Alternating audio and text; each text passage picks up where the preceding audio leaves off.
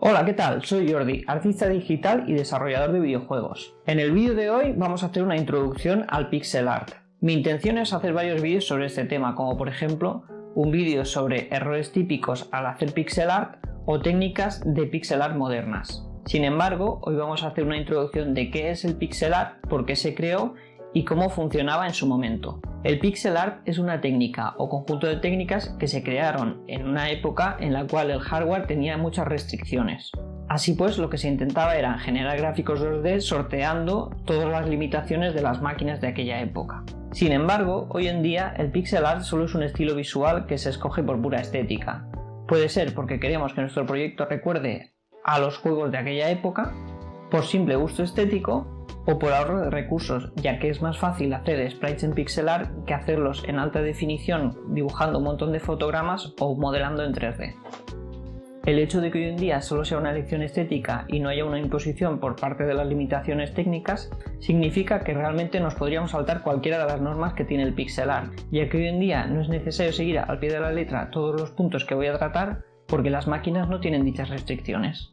El pixel art suele dividirse en dos estilos, isométrico y no isométrico. El isométrico representa escenarios con una vista diagonal, lo cual ayuda a generar más volumen en los mapas y una cierta sensación de tridimensionalidad. El estilo no isométrico representa mapas más planos y tiene varias vistas, como puede ser la vista aérea, donde un personaje puede moverse en el eje vertical y horizontal, como por ejemplo los antiguos juegos de Zelda en 2D, o scroll lateral o vertical, como puede ser plataformas como Super Mario Bros. También podríamos dividir diferentes estilos de pixel art según la máquina en la que iban a aparecer, ya que la potencia de las máquinas era lo que marcaba los límites del propio estilo. Así pues, por ejemplo, sprites de NES o de Super NES se diferencian mucho solo por el aumento de cantidad de colores que se pueden enseñar en pantalla o del número máximo de sprites que puedes tener en la misma. El primer punto a tener en cuenta a la hora de realizar pixel art es la limitación de colores. En aquellas máquinas no podían representarse una cantidad enorme de colores en pantalla, así que teníamos que utilizar paletas de colores muy reducidas para cada uno de los sprites. Eso hacía que en aquella época los sprites tenían que tener muy pocos colores. Normalmente no podían utilizar demasiados tonos de luz para luz y sombra, y por la limitación de color y tamaño solían utilizar colores que contrastaban mucho entre sí para poder diferenciar las distintas partes de un mismo objeto. También se solían utilizar colores bastante simples para rellenar las superficies y no exagerar con las texturas, ya que por ejemplo en una textura de hierba, cuando se abusaba de utilizar muchos tonos distintos, se generaba una sensación de ruido. Cuando se necesitaba generar algún tipo de degradado entre dos colores y no se podía utilizar un tercer color, se utilizaba la técnica del dithering. A medida que nos acercábamos a uno de los colores, los píxeles del color contrario empezaban a disminuir. Esto en los monitores actuales no se ve demasiado bien, pero en los monitores de aquella época, que no tenían una gran nitidez, generaba una especie de sensación de degradado. Otro punto a tener en cuenta es la línea o el contorno, que se suele utilizar para personajes o ítems. No todos los sprites lo utilizan, pero ayuda sobre todo cuando tenemos un elemento que va a cambiar de fondo. Por ejemplo, un personaje que va a moverse por distintos mapas. Si tenemos un personaje que su piel es de color muy clara y va a aparecer en un fondo muy claro, podría perderse, porque como no hay sombras y no se genera una sensación de volumen, se mezclan entre sí, así que añadiendo un contorno oscuro conseguimos separar un elemento de otro. Sin embargo, al tener poco espacio y pocos colores, el contorno a veces también puede ser molesto. A la hora de crear los contornos es especialmente importante tener en cuenta las líneas, especialmente las diagonales y las que generan curvas, ya que no queremos que se generen yagis, que son líneas que se ven rotas o sucias por píxeles que están mal puestos o duplicados. Las máquinas de la época tenían limitaciones en el número de sprites que podían mostrar en pantalla, el número de colores, pero también en efectos, como por ejemplo semitransparencias. La mayoría de ellas no podían utilizarlas. Para coger un personaje y ponerlo en distintos mapas, solo se utilizaba un único color que se hacía transparente, similar al efecto croma, pero sin ningún tipo de tolerancia de color.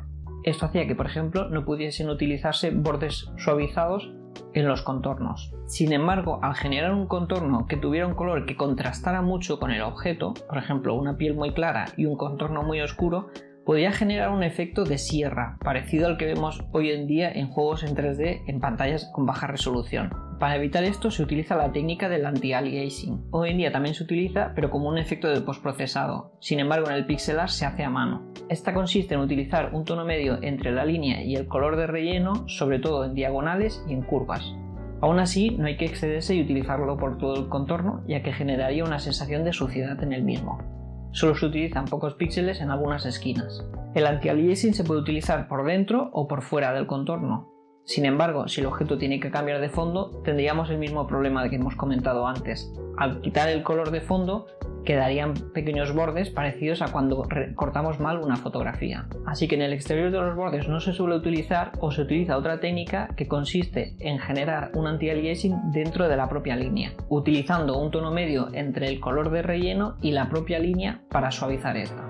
Y finalmente voy a comentar un poco cómo preparar Photoshop para trabajar en pixel art, ya que he conocido a algunas personas que dicen que en Photoshop es casi imposible trabajar en pixel art. Aún así, existen muchos programas como GraphicsGale o Sprite que sirven específicamente para pixel art, pero si quieres trabajar con Photoshop, aquí van unos consejos.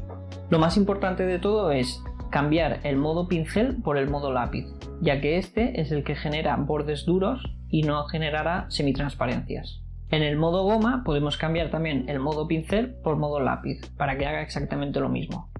Tenemos que evitar cualquier herramienta que difumine, suavice o deforme la imagen, como las herramientas de dedo o de desenfocar. Para las herramientas de selección, sea selección rectangular, elíptica, lazo poligonal o herramientas como la herramienta de línea, tenemos que desactivar esta opción de aquí arriba que pone suavizar. Así, al hacer por ejemplo una selección elíptica, nos generará bordes totalmente duros sin ningún tipo de semitransparencia. Y para utilizar la herramienta de transformación libre debemos cambiar el modo de interpolación a por aproximación. De esta forma seguirán manteniendo los bordes duros en vez de generar bordes suaves. Por último, al utilizar el cuentagotas tenemos que utilizar el tamaño de muestra de un punto. Y bueno, más o menos con eso ya podríamos crear pixel art sin ningún problema en Photoshop. Y eso es todo por hoy. Si te ha servido de ayuda, te agradecería que le des un like y que lo compartas con otras personas a las cuales también les pudiera ayudar. Y si quieres ver los futuros vídeos que voy a hacer de pixel art y de otras técnicas, te invito a que te suscribas. Y nos vemos en un futuro vídeo. ¡Hasta luego!